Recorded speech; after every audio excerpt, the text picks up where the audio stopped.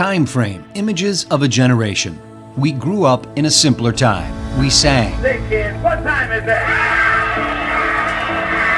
M-I-C-K-E-Y-M-O-U-S-E. We laughed. Hello, boy.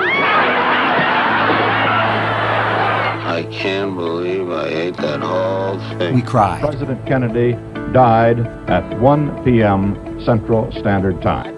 He's been shot. Lee Oswald has been shot. We fought. We loved. We were attacked. Japanese have attacked Pearl Harbor, Hawaii by air. Our flag was still there. Now these memories come to life on posters that can be yours today. Go to howdyboomy.com for your copies today. That's howdyboomy.com. howdyboomy.com.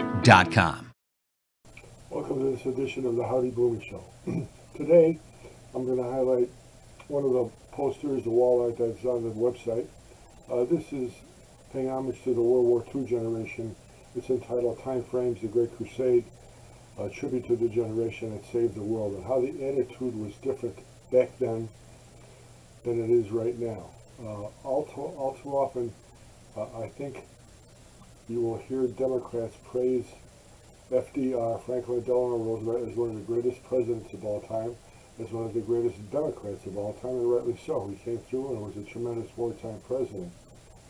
But if you can recall, after the bombing of Pearl Harbor, what he did was take all of the Japanese residents of this country and put them in camps. Imagine doing that now. Put them in camps. Imagine if after 9/11, George W. Bush took all the Muslim or Arab residents of the United States and put them in camps. What the ACLU, what the attorneys, what the Democrats would be saying, but that's exactly what Franklin Roosevelt did, because he had no idea, theoretically, of what was going on with the Japanese and Pearl Harbor and their ambitions on World War.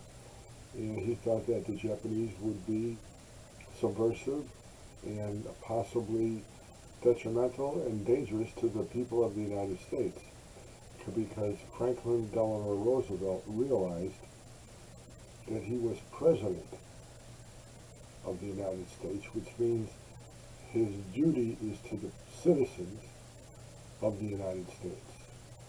Now you take a look at what's going on now, and there are members of Congress, Democrats, who want to give the right to vote to all the illegal aliens in the country. Anybody who crashed our border, and they're doing it by the thousands daily down in Texas. All across our borders, they're getting inundated with illegal aliens crashing through. Imagine if all of them were given the right to vote. What would they vote for? Anything free. Anything that the citizens of the United States, the legal citizens of the United States, those working citizens, have to pay for. These people will be given free, and they would want more and more of it. It's interesting to me that representatives of this country, of the citizens of the United States, want to have illegal aliens, anybody who came in able to vote in our elections. What I want you to do is go to your representative. And if you live in a large city like Chicago, New York, Washington, D.C., L.A., one of the larger metropolitan cities in the country, you can do a couple things. First, go to the embassy of, let's say, Mexico, France, pick a country, and ask them how you would go about voting in their election and see what their reaction would be. And then go to your representative and say, hey, you know, I'm not quite sure what's going on in Mexico. I don't like it, but I want to vote in the Mexican elections, or I want to vote in the French elections. Just pick a country. And I think your representative would say, well, I don't, you can't do that. Well, then ask him why representatives of our country would allow illegal aliens to vote in our elections. I don't think Joe Biden realizes, I don't think he realizes a lot, but I don't think he realizes he's president of the United States of America. Now, one thing I got to say about Donald Trump, love him, hate him, whatever it is, he took the citizens of the United States to heart. That was his duty to the citizens of the United States of America. He wasn't president of Canada, wasn't president of Mexico, didn't want to represent illegal aliens. He was confident that the citizens of the United States should be represented by the president, that he loved the country that he was president of. And I don't know if Joe Biden does. His actions suggest otherwise. But again, Joe Biden and his family are for Joe Biden and his family first, the Democratic Party second, and whatever happens in the country, well, whatever happens in the country. But what he's doing is, you're just wondering, as I am, who's in charge. I have no idea who's in charge in this country. I don't think it's Joe Biden, judging by what they're shooting down over our country every day. And it seems to be pot luck. Nobody's given an explanation. I went into a Dollar Tree store the other day, and it was filled with little balloons for Valentine's Day, and they were all suspended from the ceiling because they were filled with helium. Now, remember, during the pandemic, there was a helium shortage. It was tough to find helium, but now that you see all the balloons across the United States, Chinese, Japanese, Taiwanese, Easy-E's, God knows what they are, who knows what they are. We don't know what they are. We're shooting them down. At least we know that the helium shortage is over with. Enjoy howdyboomy.com. Go to the website. This picture here, this is about 150 to 160 images of my father's generation. Matter of fact, in tribute to my father, who was in the United States Air Force in World War II. I've got his picture on there. And how the citizens were. You had Bob Hope and Bing Crosby, who did shows for the USO, raised money, war bonds. They did anything that the government asked the citizens to do, they did without question, as opposed to how things are going now. And they have Betty Grable in her pinup pose.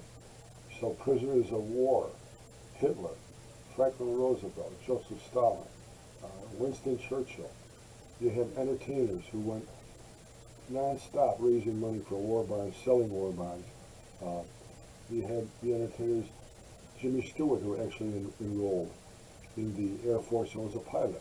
Clark Gable enrolled. And I don't know what his role was, probably public relations, but at least they went in, they realized what their duties were. The United States was fighting a war.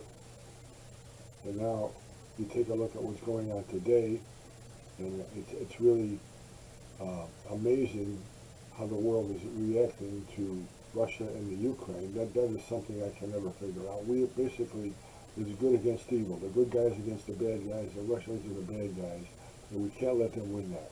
Now, it is my understanding that Ukraine is probably one of the most corrupt countries in the world, but it's a choice of freedom, and you can't let Vladimir Putin and his band of cronies take over a country just because he thinks that's the way it should be, just the way it was 50 years ago when Russia encountered and engulfed all of those properties, including the Ukraine. So I hope eventually Putin meets his demise, whether it's on the battlefield or other ways. But a despot is a despot, and they don't like us. They want to get rid of us. China doesn't like us. They want to get rid of us. Chinese, I give there's a mayor in a city in, I think the Dakotas, where the Chinese were going to come in and erect a corn processing plant, which was going to bring a lot of jobs and a lot of money into their economy, and he refused it because he realizes that once the Chinese come in, all their companies are basically government run. They steal all the technology and basically try to take over what's going on, and he realizes that. And now you have Joe Biden, who's made millions in China, trying to encourage Chinese people to come over here, especially in the computer end of it.